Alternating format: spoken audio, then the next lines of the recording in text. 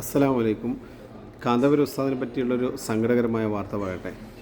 അദ്ദേഹം ക്രിസ്മസ് ആഘോഷിക്കുന്നതിൽ തെറ്റൊന്നുമില്ല, അത് കേരളത്തിൻ്റെ പാരമ്പര്യമാണ് എന്നൊക്കെ പറഞ്ഞുകൊണ്ട് അദ്ദേഹത്തിൻ്റെതായ അഭിപ്രായം പറഞ്ഞു.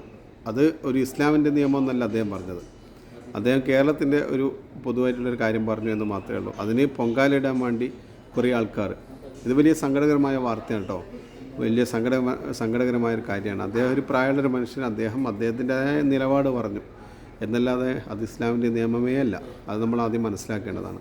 ഇസ്ലാമിന് അങ്ങനെ ഒരു കാര്യത്തിൻ്റെ ആവശ്യമൊന്നുമില്ല. ഒരു ക്രിസ്ത്യാനികളുമായിട്ടോ ഹൈന്ദവരുമായിട്ടോ അങ്ങനെ മതസൗഹാർദ്ദം ഇല്ല ഇസ്ലാമിൽ. മനുഷ്യ സൗഹാർദ്ദമാണ്.